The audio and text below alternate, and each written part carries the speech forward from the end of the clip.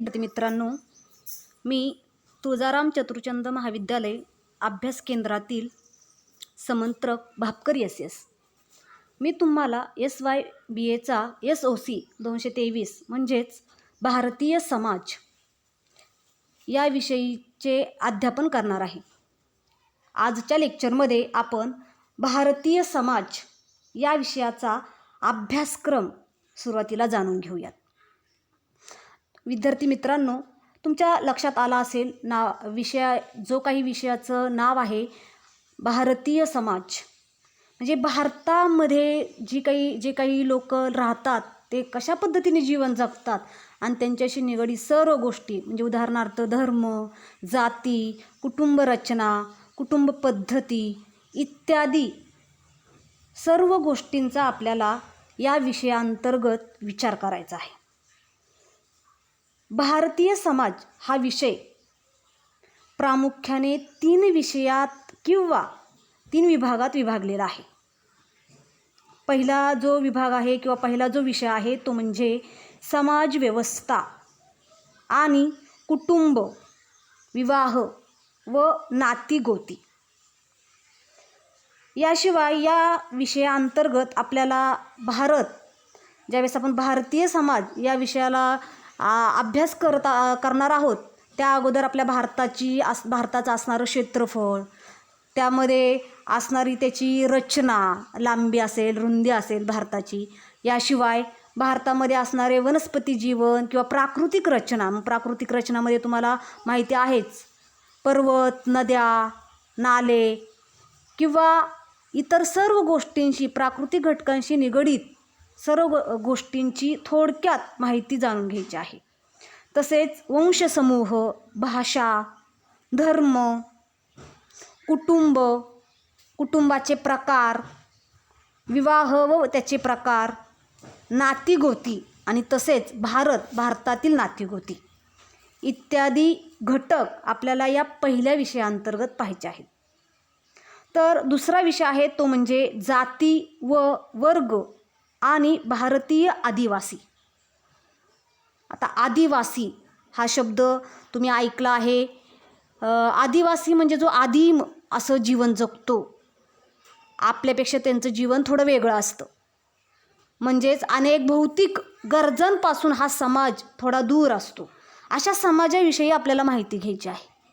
मग त्यामध्ये त्यांच्या असणाऱ्या जाती, याशिवाय अनुसूचित जाती, इतर मागासवर्ग, आदिवासी इत्यादी किंवा या लोकांचं जीवन याविषयी माहिती इत्यादी घटक दुसऱ्या विषयाअंतर्गत आपल्याला पाहायचे आहेत.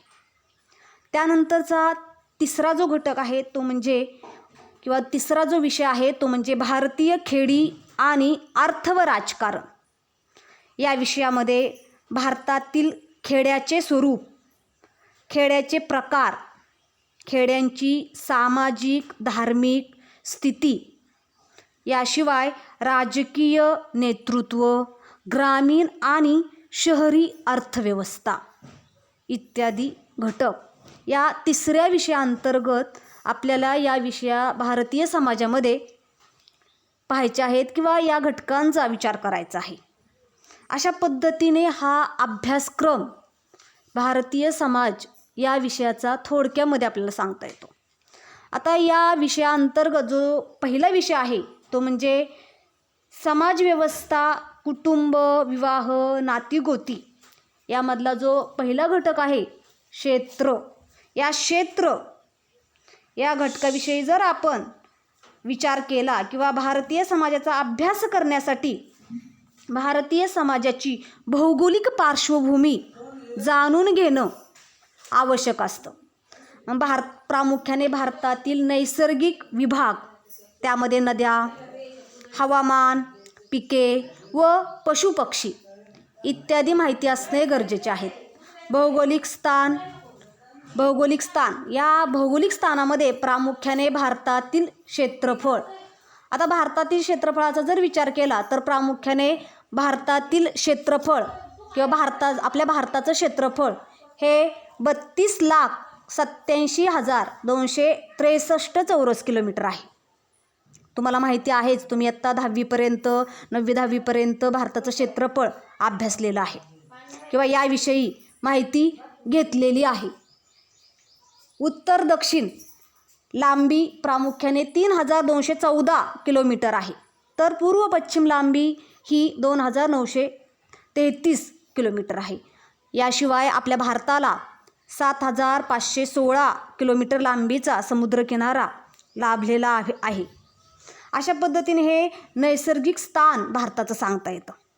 आता नैसर्गिक विभागामध्ये प्रामुख्याने हिमालय आणि ईशान्येकडील पर्वतीय प्रदेश, याशिवाय गंगा, ब्रह्मपुत्रा, इंडस किंवा त्यालाच आपण सिंधू नदी या नद्या खोऱ्यांचा प्रदेश. तर तिसरा जो घटक आहे नैसर्गिक विभागामध्ये तो म्हणजे वाळवंट. आणि चौथा आहे दख्खनचे पठार. आपल्या भारताचा जर हवामानाचा जर आपण विचार केला तर भारतामध्ये प्रामुख्याने 4 ऋतू आढळतात. त्यातला पहिलं हवामान प्रकार आहे तो म्हणजे उष्ण हवामान. उष्ण हवामान भारतामध्ये प्रामुख्याने तुम्हाला माहिती आहेच एप्रिल आणि मे या कालखंडामध्ये आढळतं. त्यानंतर उष्ण हवामानानंतरचा हवामानाचा प्रकार असतो तो म्हणजे पावसाळा. पावसाळा हा साधारणपणे आपल्या भारतामध्ये जून ते सप्टेंबर या कालखंडामध्ये आढळतो. आणि त्यानंतरचा तिसरा हवामानाचा प्रकार आहे तो म्हणजे शीतपूर्व समशीतोष्ण हवामान. हा कालखंड प्रामुख्याने ऑक्टोबर आणि नोव्हेंबर या कालखंडामध्ये हा हवामान प्रकार आढळून येतो. आणि आत्ताचा जो हवामान प्रकार चौथा आहे तो म्हणजे आत्ता आपण अनुभवतोय तो म्हणजे हिवाळा. साधारणपणे डिसेंबर आणि मार्च या महिन्यामध्ये आपल्या भारतामध्ये हिवाळा हा ऋतू आढळून येतो. अशा पद्धतीने हवामानाबद्दल आपल्याला सांगता येतं किंवा तुम्हाला माहिती आहेच. आपल्या भारतामध्ये प्रामुख्याने पिकांचा जर विचार केला तर आपली भारतीय अर्थव्यवस्था ही प्रामुख्याने कृषीप्रधान आहे. 65% लोक कृषी हा व्यवसाय करतात किंवा शेतीवर अवलंबून आहेत. आणि या शेती प्रकारांचा जर विचार केला तर प्रामुख्याने 6 प्रकार शेतीचे आढळतात. त्यामध्ये ओलीत, आर्द्र, बागायती, कोरडवाहू किंवा त्यालाच या कोरडवाहूलाच आपण जिरायती असं सुद्धा म्हणतो. तसेच पायऱ्यांची शेती, स्थलांतरित शेती असे शेतीचे प्रमुख प्रकार आपल्या भारतामध्ये आढळून येतात.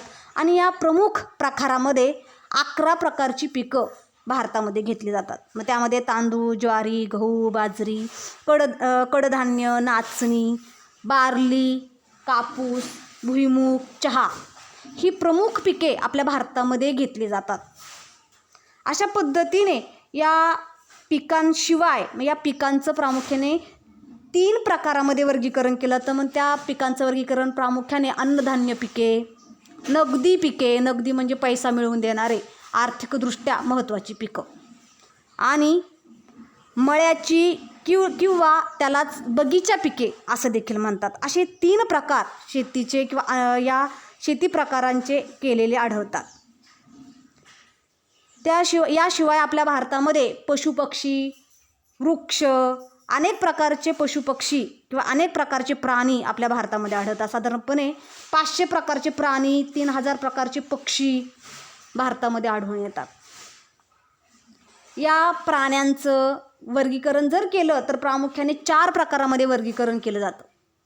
पाळीव, वन्य, पक्षी आणि जलचर अशा 4 पद्धतीने किंवा 4 प्रकारे वर्गीकरण या पशुपक्ष्यांचं केलं जातं. वृक्षांचा जर विचार केला तर प्रामुख्याने आपल्या भारतामध्ये वनांचं संरक्षण आता अनेक वेगवेगळ्या मोहिमा किंवा अनेक योजना वृक्ष संवर्धनासाठी राबवल्या जात आहेत. वनांचे 3 प्रकार प्रामुख्याने आपल्या भारतामध्ये आढळतात. आरक्षित, संरक्षित आणि अवर्गीकृत. अशा पद्धतीने या 3 प्रकारे वर्गीकरण किंवा 3 प्रकारे वृक्षांचं वर्गीकरण केलं जातं. आणि या वृक्ष संवर्धनासाठी, वनसंवर्धनासाठी अनेक योजना, सामाजिक वनीकरण, वनशेती, फलोद्यान, अनेक विविध विकास कार्यक्रम, याशिवाय या वृक्षांचं संरक्षण व्हावं किंवा अरण्यातील आगींवर नियंत्रण यासाठी अनेक उपाययोजना केलेल्या आढळतात. अशा पद्धतीने विद्यार्थी मित्रांनो, आपला जो हा काही भारतीय समाज या विषयाअंतर्गत हा जो पहिला विषय आहे आणि भारतीय समाज म्हणजे नावावरून तुमच्या लक्षात आलं असेल, या भारताविषयी आपण आज थोडक्यामध्ये जे क्षेत्र कशा पद्धतीने ही भौगोलिक रचना आहे किंवा भारतीय समाज लोकांच्या जीवनपद्धतीला विषयाला सुरुवात करण्यापूर्वी आपण भारताची पार्श्वभूमी जाणून घेतली. अशा पद्धतीने आज आपण या भारतीय समाज या विषयाचा अभ्यासक्रम आणि पहिला जो विषय आहे समाज व्यवस्था आणि कुटुंब विवाह व नातीगोती यातील क्षेत्र या घटकाविषयी माहिती जाणून घेतली. धन्यवाद.